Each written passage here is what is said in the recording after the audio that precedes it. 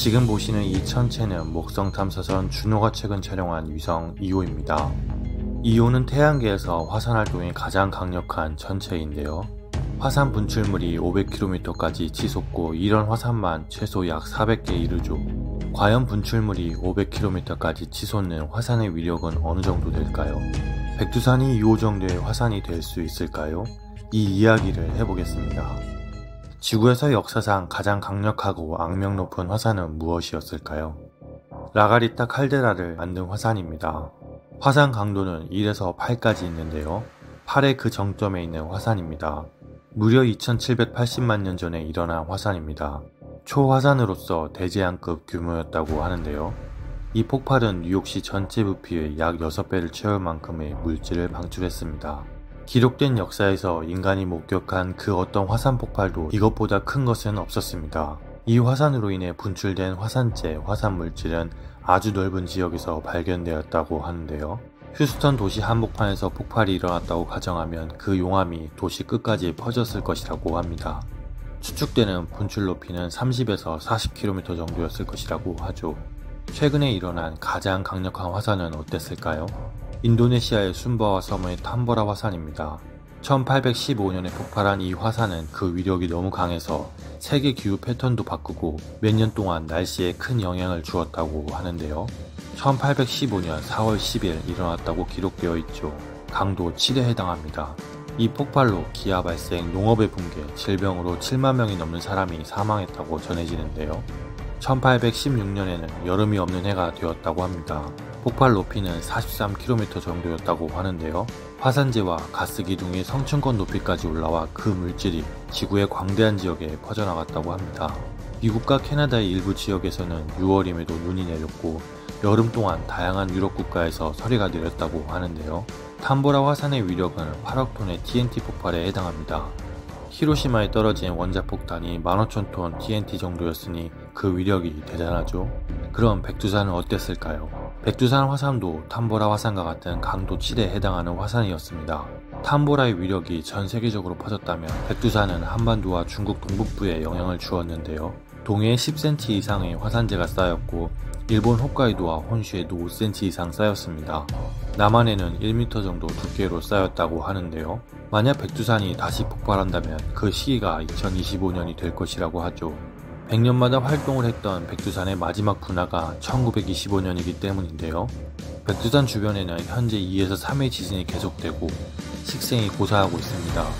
또 산비탈이 3mm씩 상승하고 있어 마그마방이 부풀어 오르는 것으로 진단하고 있죠. 백두산에는 칼데라 호수가 있는데요. 수심 360m, 직경 5km 정도 있고요. 20억 톤 이상의 물이 저장되어 있는 곳에서 화산이 폭발하면 그 물로 인해 주변 수십 킬로미터 일대에 대홍수가 일어날 것이고 이산화황 등 화산가스와 재로 뒤덮여 반경 50km 내의 생물이 죽어버릴 수 있습니다. 과연 백두산은 다시 폭발하게 될까요? 만약 폭발한다면 그 위력은 어떨까요? 목성의 위성 2호처럼 500km 높이로 분출물이 솟구칠까요? 아무리 강력해도 2호만큼의 화산 폭발은 인류가 보기 힘들 것입니다.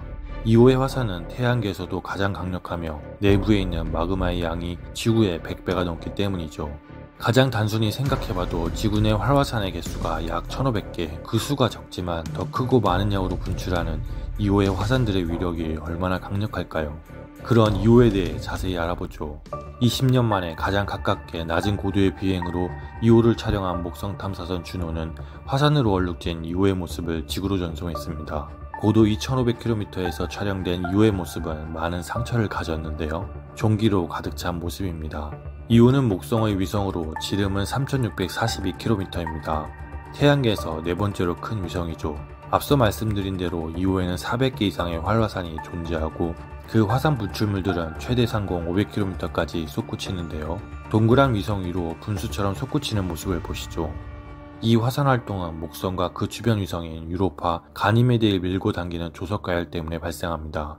유로파가 목성을 한 번 돌 때 2호는 2번 돌고 가니메데가 목성을 한 번 돌 때 2호가 4번 돌죠. 이 중력들에 의한 조석가열, 즉 2호 내부의 마찰열을 일으켜 땅속 마그마 분출을 촉진합니다. 용암의 온도는 무려 1000도가 넘는데요.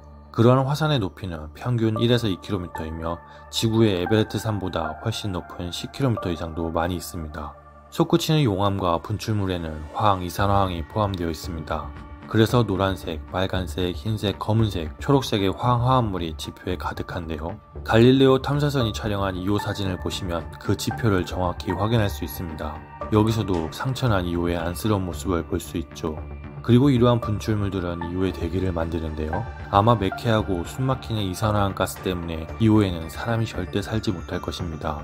2호의 화산 분출물은 목성의 영향 안에서 목성 자기권에 들어가기도 하는데요. 때문에 목성 주변에 강력한 플라즈마 고리가 형성됩니다. 그러니까 2호는 목성의 자기권 형성에 큰 영향을 주기도 하는데요.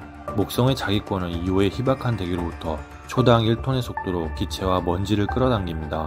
2호의 화산 활동으로부터 나온 이 물질들이 목성 자기권에서 방사선들을 만드는 것입니다. 탐사선들이 촬영한 2호의 실제 모습은 어땠을까요? 파이어니어 11호는 북극을 촬영했습니다. 그리고 더 자세한 모습을 촬영하려고 하였으나 강력한 방사능 때문에 관측기기가 작동하지 않았는데요. 그만큼 2호와 목성이 내뿜는 방사능이 얼마나 강력한지를 알 수 있습니다. 보이저 1, 2호도 2호를 촬영했습니다. 이 모습은 보이저 1호가 남긴 2호의 남극입니다. 화산들이 보이는데요. 이는 2호에서 가장 큰 화산들의 모습이기도 합니다. 에베레트 산보다 높죠.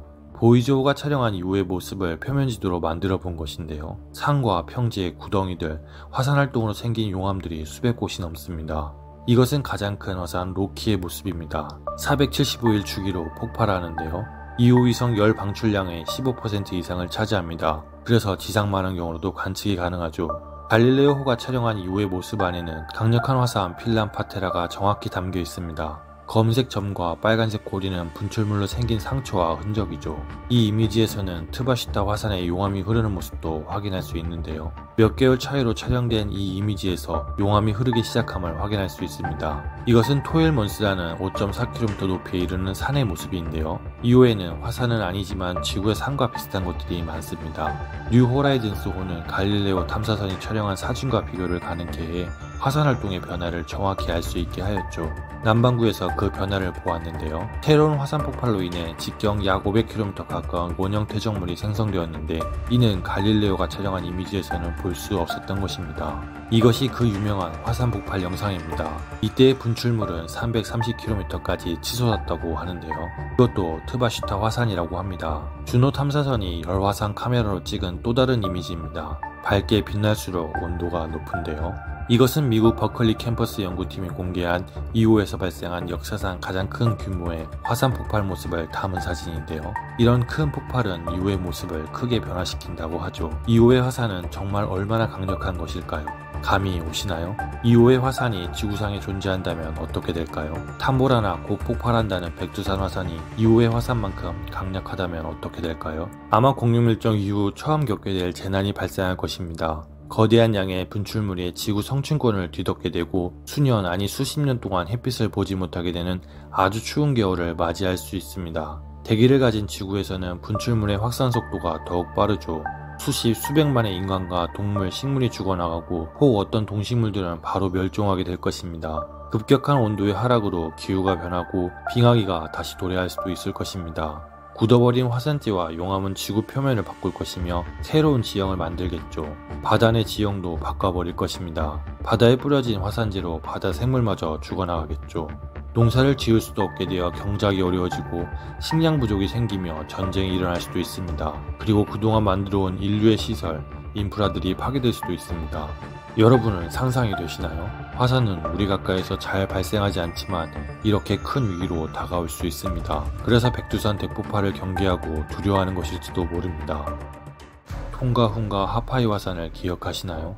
화산이 얼마나 무서운지 인류는 다시 한번 깨달았는데요. 이 폭발은 새로운 화산섬을 만들어냈고 반경 260km까지 직접적 영향권에 있었죠. 멀리 일본까지 쓰나미 경보가 발령되었습니다. 당시 굉음을 10,000km 떨어진 미국 알래스카에서도 들을 수 있었다고 하는데요. 분화기둥이 대기중으로 최대 30km까지 솟구쳤습니다. 성층권까지 올라온 화산재들은 우주에서도 포착할 수 있었다고 하죠. 이것은 지구온난화에도 영향을 주었다고 하는데요. 당시 발생한 음파붐이 지구를 2바퀴 돌 정도였다고 합니다. 보시는 것처럼 화산 전에는 2개로 나뉜 섬이 하나로 합쳐지는 급격한 지형 변화를 겪었습니다. 그런데 이 화산은 겨우 강도 5에 불과합니다. 탐보라나 백두산이 강도 7, 라가리타 칼데라를 만든 화산이 8이죠. 과연 이온은 몇 등급에 넣어야 할까요? 지금의 등급 체계라면 20 이상은 돼야 하지 않을까요? 물론 단순한 추측만 가능하죠. 이온은 지구의 화산과 다릅니다. 지구는 판 구조론과 멘틀 활동의 결과인데요. 이온은 중력에 의한 조석과열로 발생합니다. 때문에 거대한 화산이 다량의 분출물을 내보냅니다. 그런 원인 때문에 이오 같은 화산이 지구상에 존재할 확률은 거의 없습니다. 하지만 강도 8의 화산은 얼마든지 발생할 수 있는데요. 과거에도 있었고 현재와 미래에 폭발할 가능성은 충분히 있습니다. 폭발한다면 지구에 엄청난 위기가 되겠죠. 어떤 동식물의 멸종으로 이어질 수도 있습니다. 그런데 강도 7 정도의 백두산은 우리 가까이에서 살아 숨쉬고 있죠. 여러분은 지금 준비가 되어 있으신가요? 대피할 곳은 있으신가요? 백두산이 다시 대폭발할 수 있습니다.